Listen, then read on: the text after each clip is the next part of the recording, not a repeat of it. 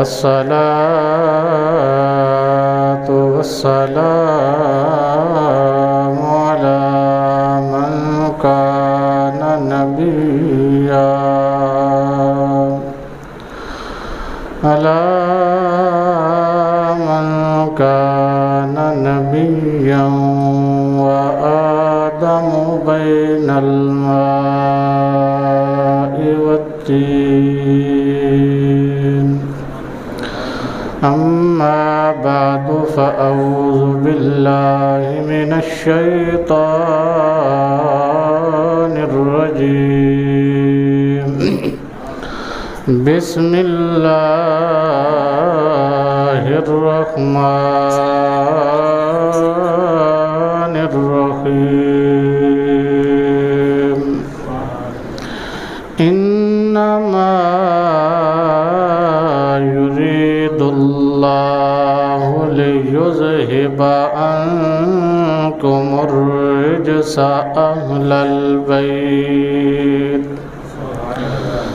أهل البيت ويطهركم تطهيرا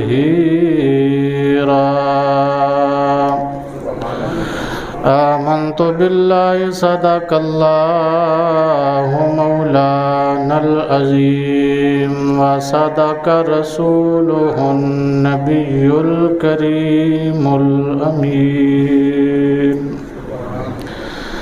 ونحن على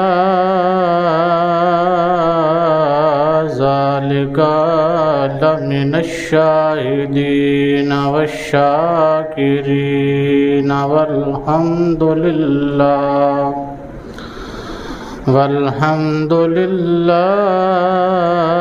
رب العالمين إن الله وملائكته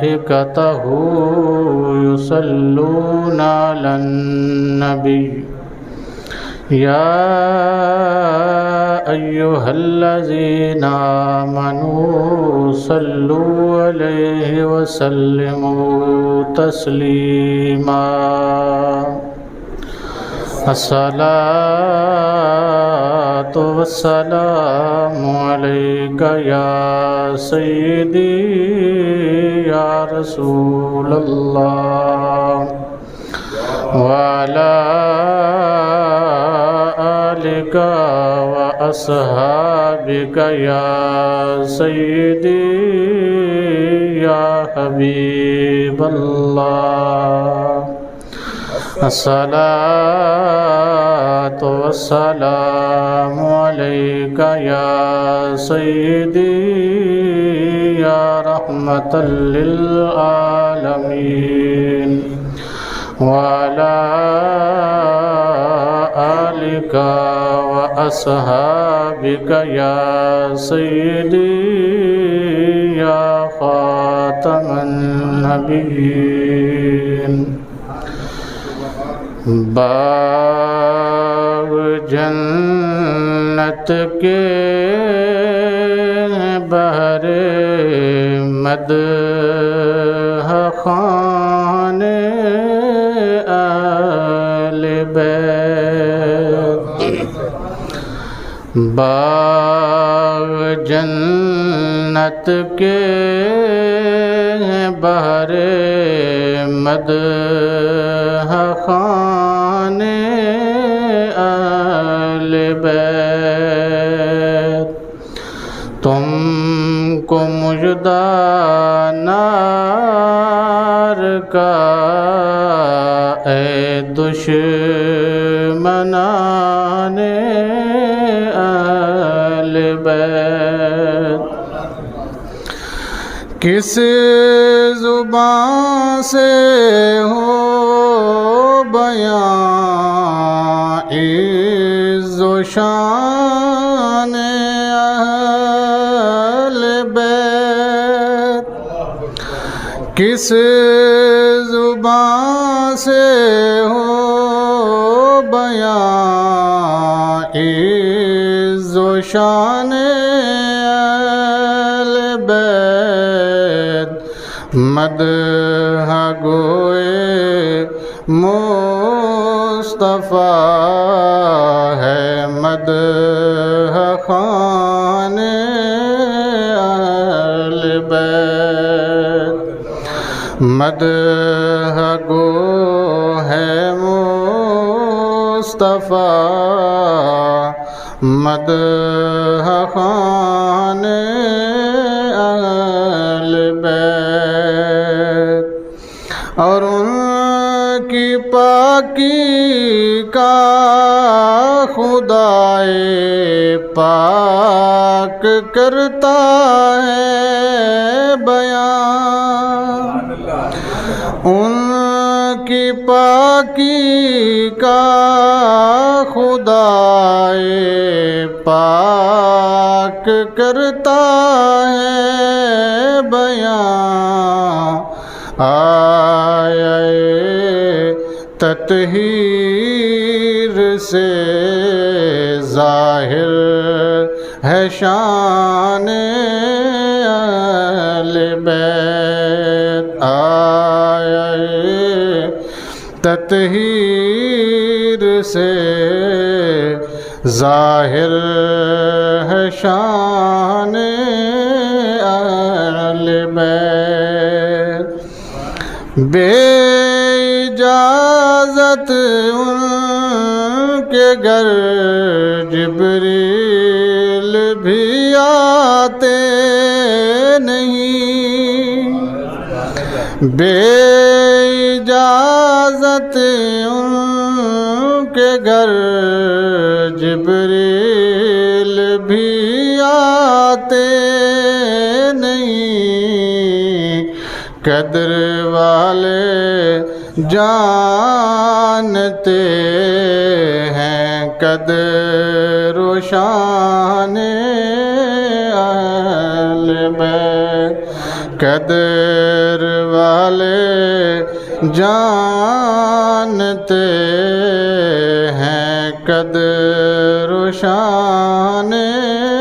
اہل بیت اہل بیت پاک سے گستاخیاں بے باکیاں اہل بیت پاک سے گستاخیاں بے باکیاں لعنت اللہ علیکم دشمنان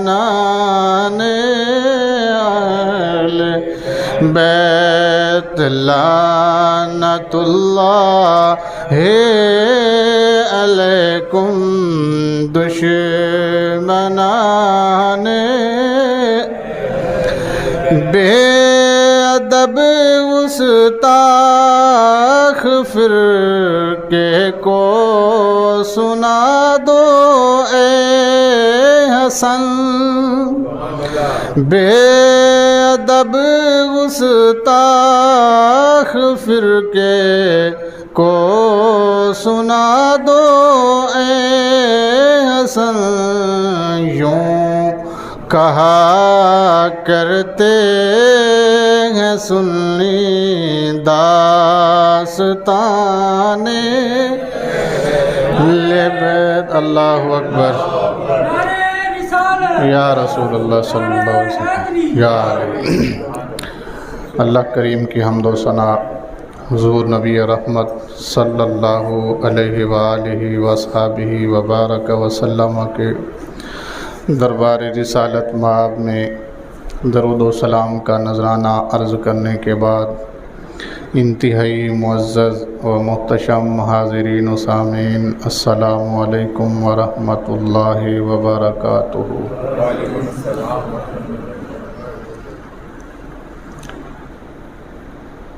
اللہ کریم کے فضل اس کی عطا کردہ توفیق اور عنایت سے میں نے قرآن مجید برہان رشید کی 22ویں پارے سورۃ احزاب کی ایک آیہ مقدسہ تلاوت کرنے کا شرف حاصل کیا ہے۔ دعا فرمائیں میرا رب میری زبان پر کلمات حق جاری فرمائے، ہم سب کو سن کر سمجھ کر عمل کی سعادت عطا فرمائے۔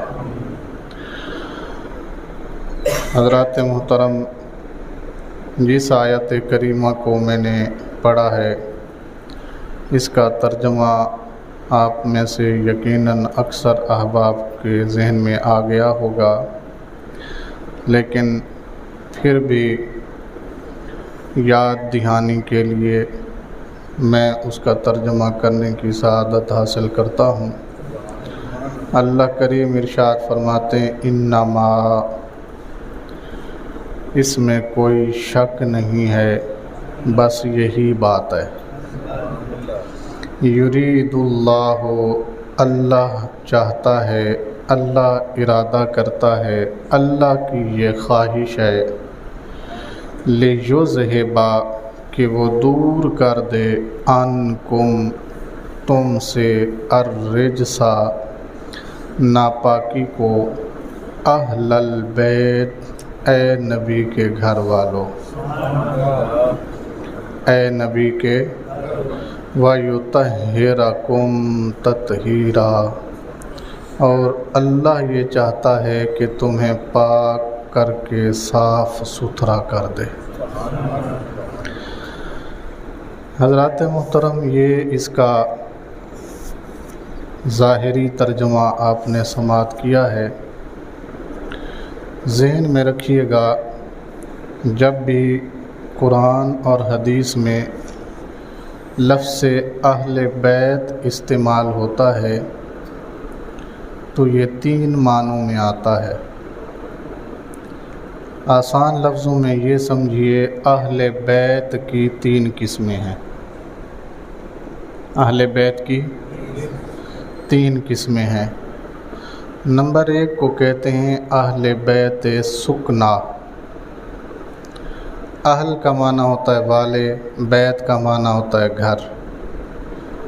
تو گھر کیا ترجمہ بنا دونوں کو ملا؟ گھر والے۔ گھر والے کتنے قسم کے ہوتے ہیں؟ 3 قسم کے۔ نمبر 1 کو کہتے ہیں اہل بیت سکنا، وہ گھر والے جن کے لیے بندے کے اوپر مکان کا انتظام کرنا لازم ہے، بوقت نکاح، بوقت شادی۔ بندے کے پاس جس عورت سے نکاح کیا جا رہا ہے اس کے رہنے کی جگہ کا ہونا یہ بندے کے اوپر لازم ہے۔ جگہ بندے کے پاس پہلے بھی ہوتی ہے، کبھی ادھر رہ لیا، کبھی ادھر رہ لیا، کبھی کہیں چلے گئے، کبھی کہیں چلے گئے۔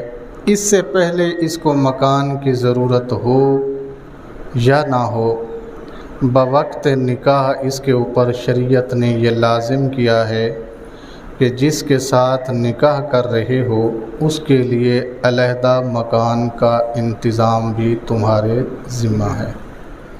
علیحدہ سے مراد یہ نہیں کہ الگ پلاٹ لے کے وہاں گھر بنانا ہے، یعنی جس گھر میں تم رہتے ہو اس میں ایک علیحدہ کمرہ اس کے لیے کیا ہونا چاہیے؟ خاص ہونا چاہیے۔ جس کے لیے یہ گھر بنا ہے، جس کے لیے یہ کمرہ جس کے نام ہوا ہے، اس گھر میں جو رہتے ہیں ان کو کہتے ہیں اہل بیت سکنا۔ میرے اور آپ کے کریم آقا صلی اللہ علیہ وسلم نے روایات مختلفی ہیں۔ ایک روایات میں ہے کہ آپ نے 9 شادیاں فرمائیں، دوسری روایت میں ہے کہ آپ نے 11 شادیاں فرمائیں، اور تیسری روایت میں ہے کہ آپ نے 13 شادیاں کی۔ کتنی؟ لیکن ایک روایت جس کو کل محدثین نے بیان فرمایا ہے کہ جس وقت نبی کریم رؤوف الرحیم صلی اللہ علیہ وسلم کا وصال پر ملال ہوا، اس وقت سرکار دو عالم صلی اللہ علیہ وسلم کے نکاح میں 9 بیویاں موجود تھیں۔ کتنی؟ 9 بیویاں اس وقت، اور یہ بات ذہن میں رکھیے، ہر ایک بیوی کے لیے حجرہ الگ تھا، ہر ایک بیوی کے لیے حجرہ الگ تھا، ہر ایک بیوی کے لیے باری مقرر تھی۔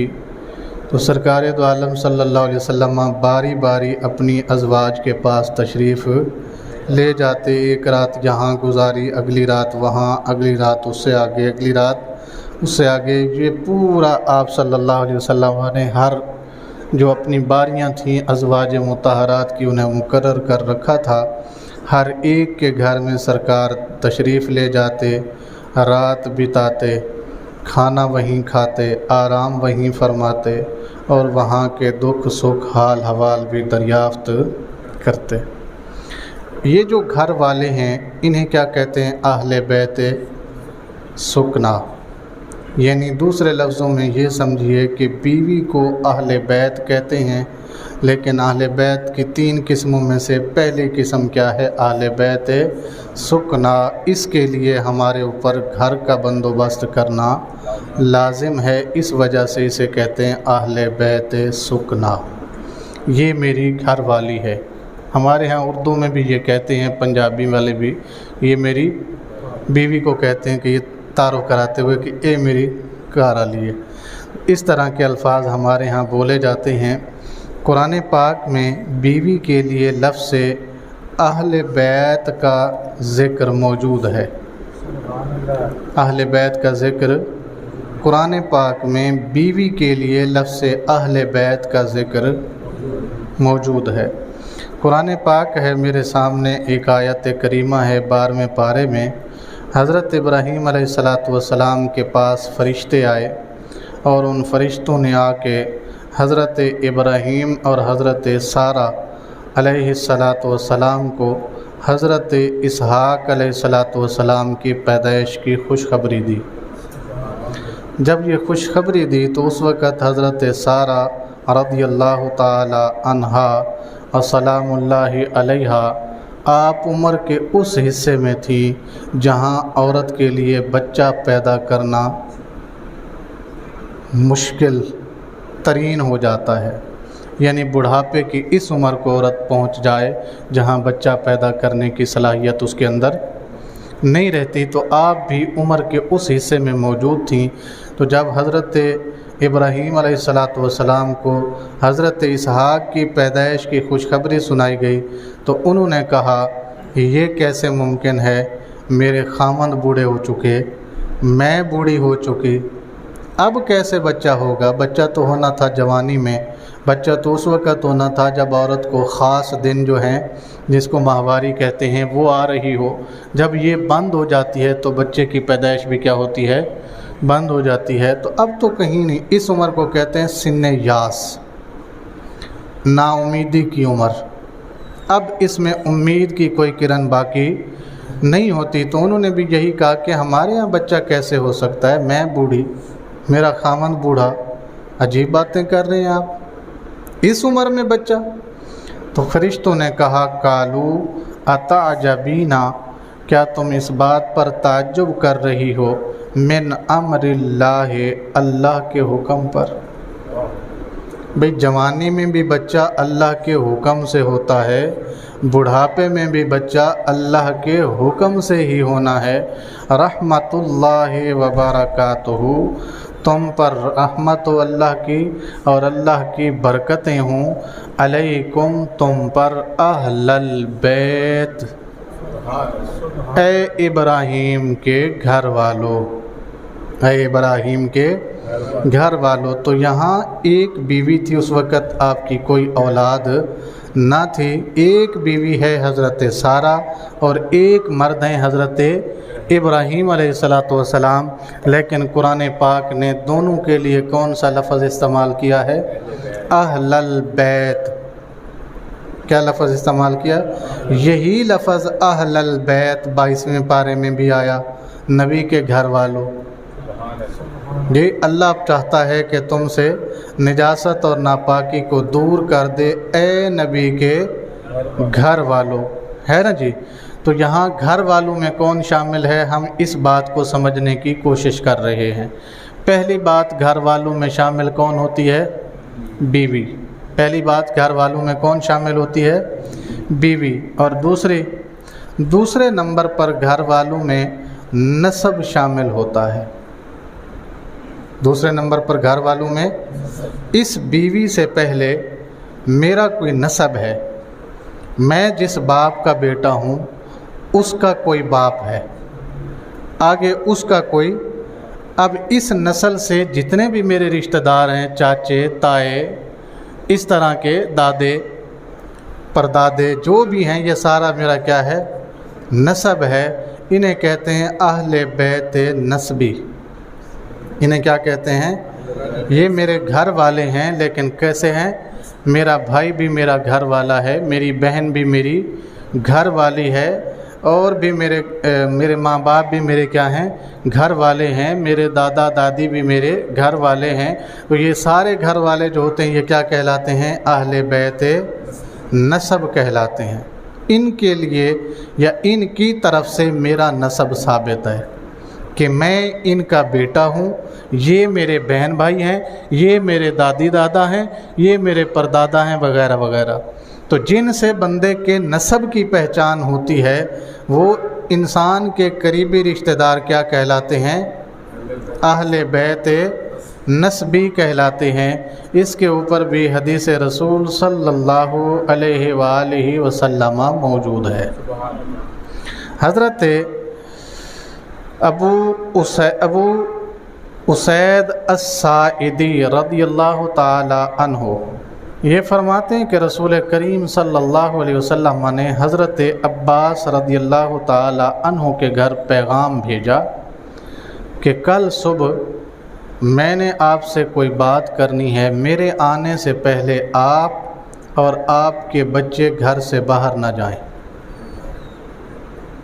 پیغام کیا بھیجا کہ کل میں نے آپ سے کوئی خاص بات کرنی ہے، میرے آنے سے پہلے آپ اور آپ کے بچے گھر سے باہر نہ جائیں جب تک میں نہ آ جاؤں کسی کو باہر جانے کی اجازت۔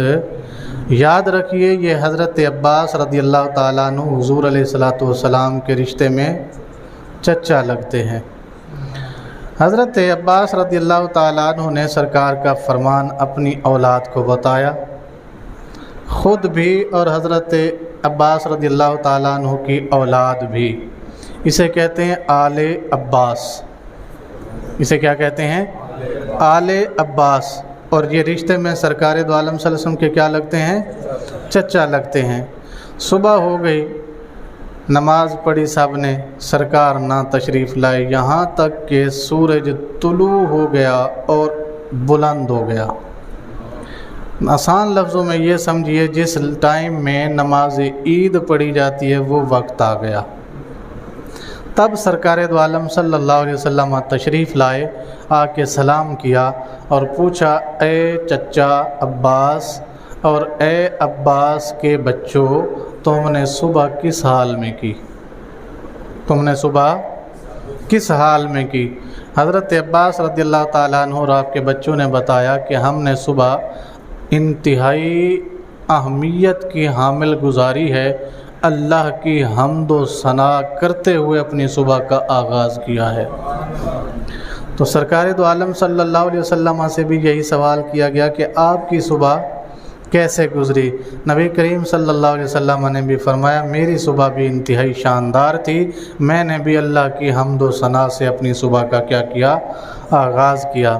پھر رسول کریم صلی اللہ علیہ وسلم نے اپنے اوپر جو چادر مبارک لی ہوئی تھی وہ لے کے حضرت عباس اور آپ کے بچوں کے اوپر ڈال کر کہا اے اللہ یہ میرا چچا ہے، یہ میرا چچا ہے اور یہ میرے باپ کی جگہ ہے، یہ میرا چچا ہے اور یہ میرے باپ کی جگہ ہے اور یہ میرے اہل بیت میں سے ہے، یہ میرے اہل بیت میں سے ہے، یعنی سرکار دو عالم صلی اللہ علیہ وسلم کے نسبی رشتہ دار بھی اہل بیت میں کیا ہیں؟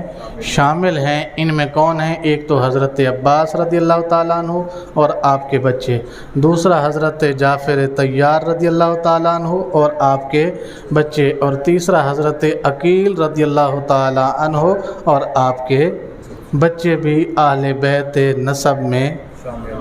بات سمجھ آ گئی؟ اگلی بات کتنے ہو گئے جی؟ 3۔ نمبر 1 اہل بیت سکنا، اس میں بیویاں شامل ہیں۔ اہل بیت نسبی، اس میں باپ کی طرف سے جتنے رشتہ دار ہیں وہ سارے نسب میں شامل ہیں، تو وہ بھی اہل بیت کہلاتے ہیں۔ تو رسول کریم صلی اللہ علیہ وسلم نے اس حدیث میں جو لفظ استعمال کیا وہ کیا تھا؟ اہل بیت۔ ادھر بیوی کے لیے قرآن میں جو لفظ آیا تھا وہ بھی کیا تھا؟ اہل بیت۔ اب تیسری بات سنیے، رسول کریم صلی اللہ علیہ وسلم نے ایک اور حدیث پاک ارشاد فرمائی، اور اس میں آپ صلی اللہ علیہ وسلم نے اپنی ولادتی اولاد کو اہل بیت کہا، یعنی جو مجھ سے بچے پیدا ہوئے یا میرے بچوں سے جو بچے پیدا ہوئے انہیں کہتے ہیں اہل بیت ولادت۔ انہیں کیا کہتے ہیں؟ اہل بیت ولادت۔ یہ بھی میرے گھر والے ہیں، میرے بچے اور میرے بچوں کے بچے، یہ میرے کیا ہوتے ہیں؟ اہل بیت ولادت ہوتے ہیں۔ یہ کیا ہوتے ہیں؟ اہل بیت۔ اس پہ بھی ایک رسول کریم صلی اللہ علیہ وسلم کا فرمان عالی شان مبارک موجود ہے۔ حضرت فاطمہ رضی اللہ تعالی عنہا و سلام اللہ علیہا آپ فرماتی ہیں کہ رسول کریم صلی اللہ علیہ وسلم نے فرمایا، اے فاطمہ آپ بھی آ جاؤ، اپنے خامن علی کو بھی لے آؤ اور اپنے بیٹوں حسن و حسین کو بھی لے آؤ۔ اور حضرت فاطمہ ان کو جب لے کر آئیں تو سرکار دو عالم صلی اللہ علیہ وسلم نے اپنی چادر مبارک ان کے اوپر ڈال دی۔ اس وقت سرکار حضرت ام سلمہ کے گھر میں موجود تھے۔ کس کے گھر میں؟ حضرت ام سلمہ کی باری تھی اس دن، اور اس وقت سرکار حضرت ام سلمہ کے گھر میں موجود تھے۔ یہ سرکار دو عالم صلی اللہ علیہ وسلم کی اہلیہ محترمہ ہیں، ان کے گھر میں موجود تھے۔ سرکار نے اپنی چادر ڈال کر کہا، اللہم ہؤلاء اہل بیتی، اے اللہ یہ میری اہل بیت ہے، یہ میری کیا ہے؟ اہل بیت ہے۔ اب یہ جو تینوں قسمیں آپ نے سنی ہیں، اب جو قرآن پاک میں آیا تھا انما یرید اللہ لیذھب عنکم الرجس اہل البیت، یہاں اہل بیت میں تینوں اہل بیت کے افراد موجود ہیں، یعنی نبی پاک صلی اللہ علیہ وسلم کی ازواج بھی موجود، آپ صلی اللہ علیہ وسلم کے نسبی رشتہ دار بھی موجود، اور آپ صلی اللہ علیہ وسلم کی ولادتی اولاد بھی موجود ہے۔ اب تینوں موجود ہونے کے ساتھ اللہ فرماتا ہے، اللہ یہ چاہتا ہے کہ اللہ تمہیں پاک کر دے، اللہ یہ چاہتا ہے کہ اللہ تمہیں پاک کر دے۔ اب جب پاک ہو گئے، اللہ چاہتا ہے، کرنے والا پاک کون ہے؟ اللہ ہے۔ اسی وجہ سے بعض لوگ یہ کہتے ہیں یہ 5 تن پاک ہیں، یہ 5 تن، بعض لوگ یہ کہتے ہیں، میں 5 کا قائل نہیں ہوں، میں تو سرکار کی ساری آل کا کیا ہوں؟ قائل ہوں، سارے ہی کیا ہیں؟ ہمارے لیے پاک ہیں، کیونکہ اعلیٰ حضرت عظیم المرتبت الشاہ امام محمد رضا خان فاضل بریلوی رحمۃ اللہ علیہ نے 5 کا ذکر نہیں فرمایا، بلکہ آپ نے فرمایا تیری نسل پاک میں ہے، بچہ بچہ نور کا، تو ہے عین نور، تیرا سب گھرانہ نور کا۔ یہاں 5 6 7 کا کوئی تذکرہ نہیں ہے۔ وہ جس کے نسب میں خون مصطفیٰ شامل ہے وہ پاکیزگی میں کیا ہے؟ شامل ہے، وہ طہارت میں کیا ہے؟ شامل ہے۔ احباب ذی وقار، یہ سارا بیک گراؤنڈ تھا۔ اب اس بیک گراؤنڈ کے اوپر ایک عمارت کھڑی کرنے لگا ہوں میں۔ سبحان اللہ کہہ دیجئے۔ آپ نے سن لیا کہ یہ سارے کیا ہیں؟ اہل بیت نبوت ہیں، اہل بیت ایک مسئلہ اور میں نے یہاں بیان کرنا ہے، اس کے بعد میں اگلی بات کرتا ہوں۔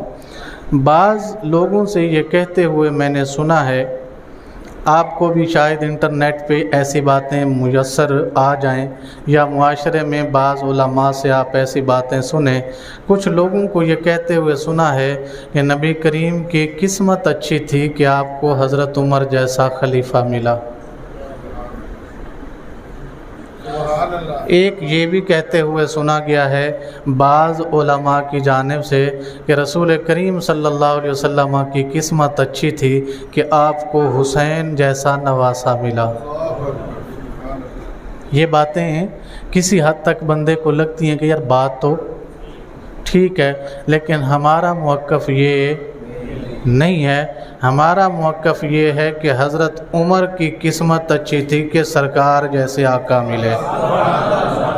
میرا موقف یہ ہے کہ حضرت امام حسین کی قسمت اچھی تھی کہ نبی کریم جیسا نانا میسر آیا۔ جی، اس میں اور اس میں کیا فرق ہے؟ اس میں اور اس میں کیا فرق ہے؟ یہ فرق سمجھیے گا۔ ہمارے نزدیک ہمارا یہ عقیدہ ہے، میں جو بیان کرنے لگا ہوں، کسی سے بھی محبت سرکار کی وجہ سے ہے۔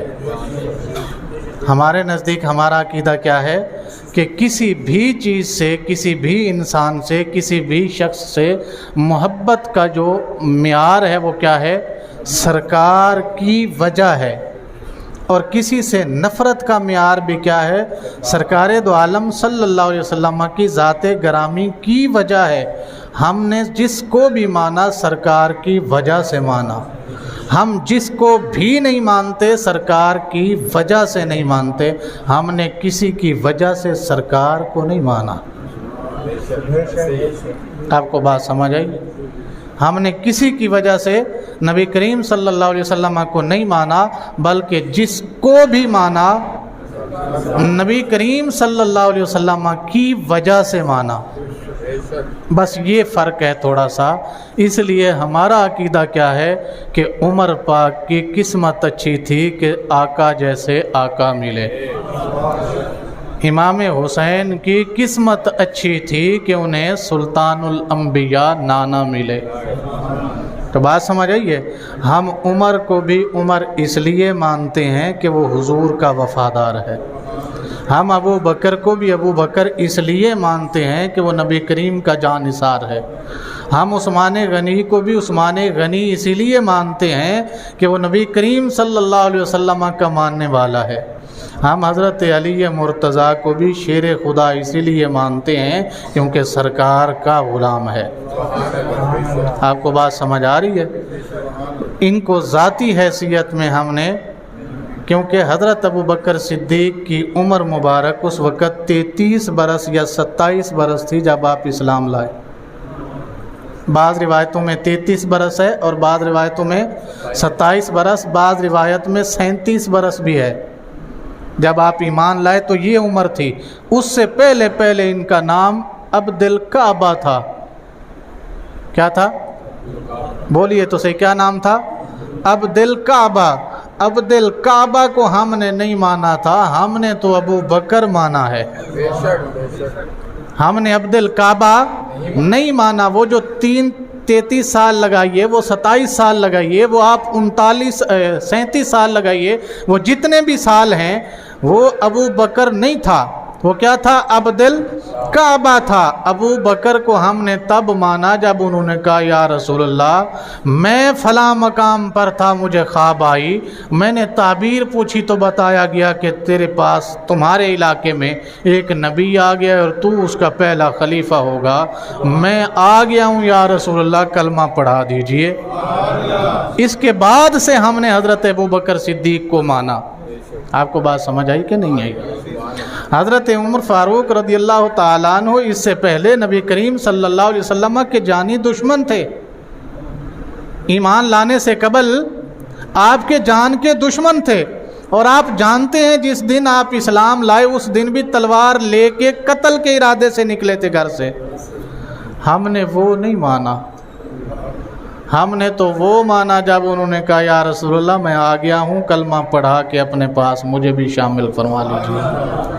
تو اس کے بعد ہم نے عمر کو مانا ہے. عمر تو پہلے بھی تھا، ابو بکر تو پہلے بھی تھا، عثمان غنی پہلے بھی تھے، عثمان تھے صرف، غنی نہیں تھے جی. تو علی تو پہلے بھی تھے نا. عمر مبارک 10 سال لکھی ہے بعض تفسیر نگاروں نے، یہ جو لکھتے ہیں سیرت نگاروں نے کتنے سال عمر لکھی ہے؟ 10 سال عمر مبارک تھی جب آپ صلی اللہ علیہ وسلم نے اعلان نبوت کیا. تو آپ کی زندگی کے 10 سال پہلے بھی تو گزرے ہیں. نہیں سمجھ گئی آپ کو؟ تو ہم نے جس کو بھی مانا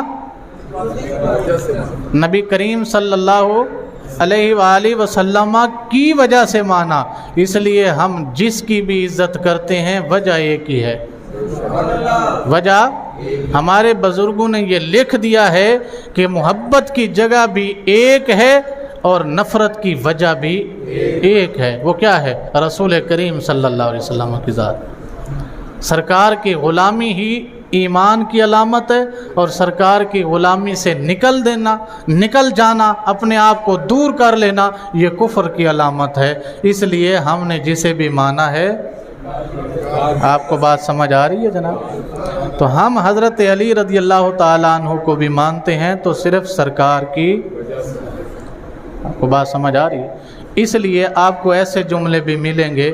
بعض لوگ کہتے ہیں جی حضرت علی کا رتبہ نبی سے زیادہ ہے، معاذ اللہ. جی ایسا سنا ہے نا آپ نے؟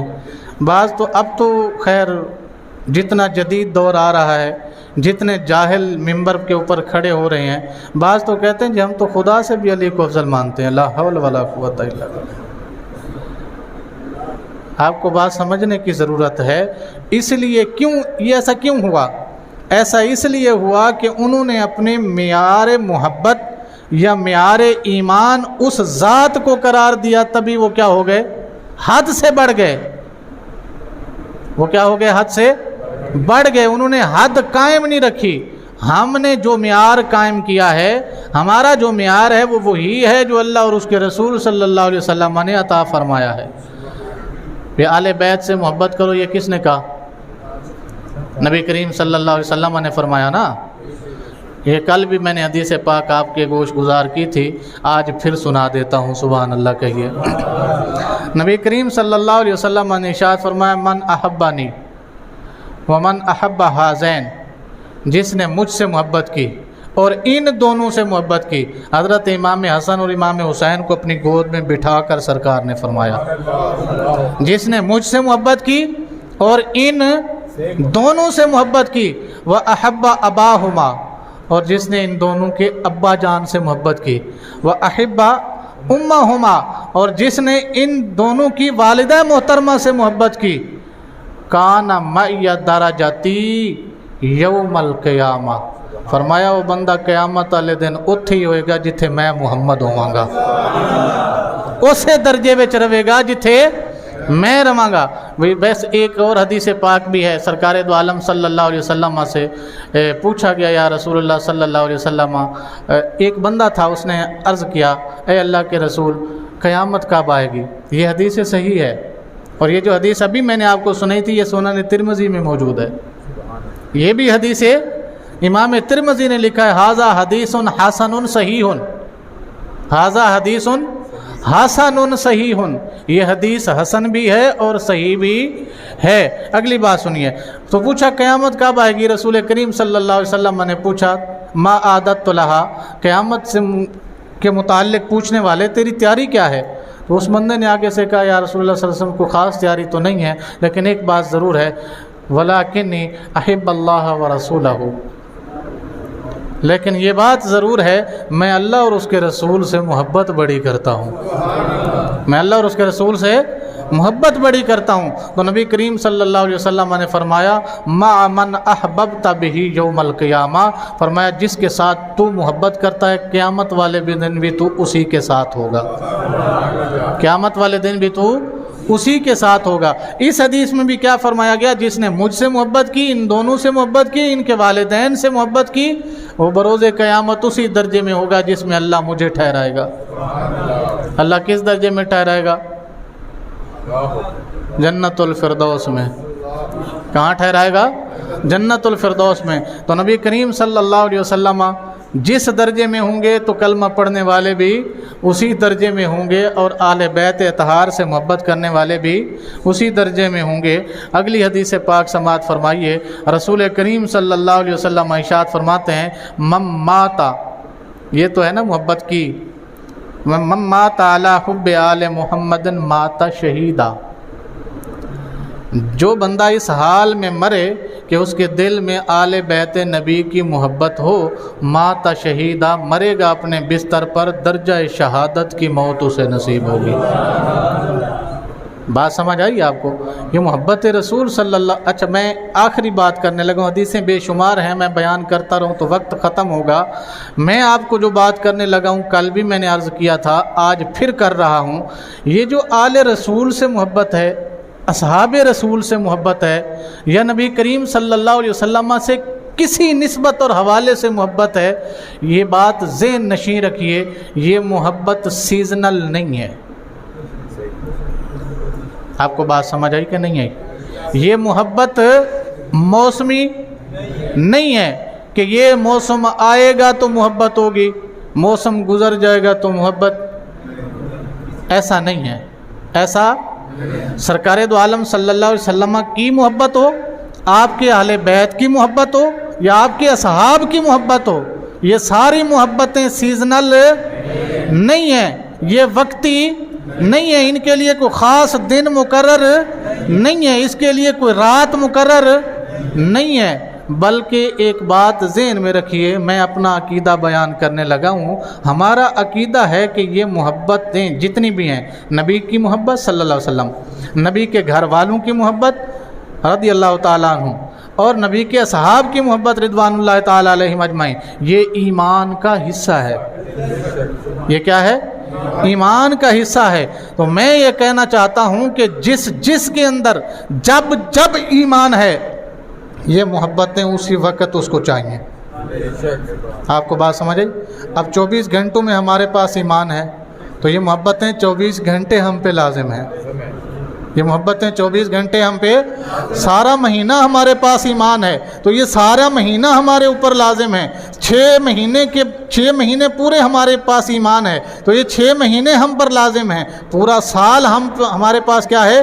ایمان ہے، تو یہ محبتیں پورا سال ہم پر لازم ہیں، اور پوری زندگی ہمارے پاس ایمان ہے تو پوری زندگی یہ محبتیں لازم ہیں۔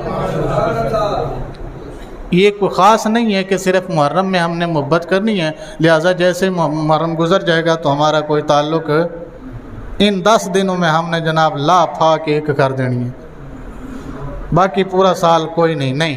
میں آپ سے عرض کرنا چاہتا ہوں، یہ بات آپ ذہن نشین رکھیے گا کہ یہ محبت سارا سال ہمارے پاس رہنی چاہیے۔ جب بھی نماز کا وقت ہو، نماز فرض ہے، اللہ نے حکم دیا ہے، نبی کریم صلی اللہ علیہ وسلم نے فرمایا نماز پڑھو، فرض بھی ہو گئی، سنت بھی ہو گئی۔ تیسری بات میں بتاتا ہوں، محبت صحابہ و اہل بیت میں بھی محبت نماز پڑھ کے دیکھو۔ دکان کو مارو شٹر اور آپ کہو جی میرے حسین نے حالت سجدہ میں اپنی جان دی تھی، لہٰذا میں بھی نماز نہیں چھوڑوں گا۔ رزق آتا ہے تو آئے، نہیں آتا تو نہ آئے، اس کا وعدہ میرے ساتھ نہیں ہے، میرے رب نے کیا ہے، رزق اس نے دینا ہے۔ آپ محبت حسین میں ذرا نماز پڑھ کے تو دیکھیں، آپ کو بات سمجھ نہیں آ رہی؟ امام حسین رضی اللہ تعالیٰ عنہ کا کردار مبارک یہ تھا کہ آپ نے آخری رات جو کربلا میں گزاری ہے وہ ساری رات مصلی پہ گزاری یا قرآن پاک کی تلاوت میں گزاری، اور ہمارا حال یہ ہے کہ زندگی گزر گئی، یاد ہی نہیں ہے بعض لوگوں کو تو قرآن کب اٹھایا تھا۔ ہم میں سے، میں اپنی بات کر رہا ہوں، ہم میں سے بعض لوگوں کو تو شاید یاد ہی نہ ہو کہ ہم نے آخری بار قرآن پاک کو کب اٹھایا تھا۔ ہم یہ سمجھتے ہیں شاید رمضان آئے گا تو دوبارہ جھاڑ پھونک کر کے پھر جناب 2-3 زیارتاں کر کے پھر انہوں بند کر کے اتنے رکھ دیں گے۔ اسی قرآن پاک نو کادے واسطے رکھیا؟ دکان دا اوپننگ ہو رہی ہے جناب، اتنے آؤ قرآن پاک پڑھ جاؤ، گھر دی اوپننگ ہو رہی ہے اتنے آؤ قرآن پاک پڑھ جاؤ جی، کوئی مر گیا وہ قبر تے پڑھو، وہ خاتیہ تے پڑھو، وہ کلاں تے پڑھو، وہ چیلم تے پڑھو۔ یہ قرآن ایسے نہیں ہے۔ جو سلوک ہم قرآن پاک کے ساتھ کر رہے ہیں یہ پیغام حسین امام حسین نے تو اس قرآن کی عظمت کو بچانے کے لیے اپنا اور اپنا پورا خاندان کیا کیا، راہ خدا میں قربان کر دیا، اور اسلام کی عظمت کو آپ نے بچایا۔ آج جو ہم نماز پڑھ رہے ہیں، جو روزہ رکھتے ہیں ہم، جو زکاتیں دے رہے ہیں، جو کچھ بھی ہم کر رہے ہیں، ایک ہی تو وجہ ہے، ایک ہی تو وجہ ہے۔ اور وہ وجہ کیا ہے؟ وہ وجہ ہے، آپ ذرا پوچھئے خواجہ اجمیری سے، وہ فرماتے ہیں حقہ کے بنا لا الہ ہست حسین، دین است حسین، دین است حسین، دین پناہ ہست حسین، شاہ است حسین، بادشاہ است حسین، سرداد نہ داد دست در دست یزید، حقہ کے بنا لا الہ ہست حسین۔ سبحان اللہ۔ وہ فرماتے ہیں شاہ بھی حسین ہے، بادشاہ بھی حسین ہے، شاہ بھی حسین ہے اور بادشاہ بھی، دین بھی حسین ہے، دین کو پناہ دینے والا بھی حسین ہے۔ کون حسین؟ سرداد نہ داد، سر دے دیا نہیں دیا تو ہاتھ نہیں دیا یزید کے ہاتھ میں، سر دے دیا لیکن ہاتھ یزید کے ہاتھ میں نہیں دیا۔ حقہ کے بنا لا الہ ہست حسین، یہاں تک کہ لا الہ الا اللہ محمد الرسول اللہ کی بنیاد کا نام ہی حسین ہے رضی اللہ تعالی عنہ۔ وہ امام حسین نے دین کی خاطر اتنی قربانیاں دی ہیں، اور آپ سچ اور جھوٹ کے معاملے میں بھی جھوٹ کے ساتھ کھڑے ہو جائیں، نہیں سمجھ آئی؟ آپ حلال اور حرام کے مقابلے میں حرام کے ساتھ کھڑے ہو جائیں، آپ جناب ظالم اور مظلوم کے مقابلے میں ظالم کے ساتھ کھڑے ہو جائیں، یہ پوری زندگی آپ پر محبت امام حسین میں یہ بات لازم ہے کہ جہاں بھی حق اور سچ کی بات آئے گی آپ کس کے ساتھ ہوں گے؟ حق کے ساتھ کھڑے ہوں گے۔ جہاں بھی ظالم اور مظلوم کی بات آئے گی ہم کہاں کھڑے ہوں گے؟ مظلوم کے ساتھ کھڑے ہوں گے، چاہے ظالم ہمارے باپ کیوں نہ ہوں۔ آپ کو بات سمجھے کہ نہیں؟ ظالم ہمارا بھائی کیوں نہ ہو، ظالم ہمارا خاندانی رشتہ دار کتنا ہی بڑا کیوں نہ ہو، ہم ظالم کا ساتھ نہیں دیں گے بلکہ مظلوم کے ساتھ کیا ہوں گے؟ آپ کو بات سمجھ آ رہی ہے؟ جہاں پہ ایمانداری اور بے ایمانی کی بات آ جائے، اگرچہ پیسے کتنے ہی کیوں نہ مل رہے ہوں، سیرت امام حسین یہ ہے کہ تم ایمانداری کے ساتھ کھڑے ہو جاؤ۔ آپ کو بات سمجھ آ رہی ہے؟ یہ محبت حسین سارا سال ہمارے اوپر کیا ہے؟ لازم ہے۔ اللہ کریم سے دعا ہے اللہ تعالیٰ مجھے اور آپ سب کو سمجھنے اور اس پر عمل کی توفیق عطا فرمائے۔ آمین۔ وآخر دعوانا الحمدللہ۔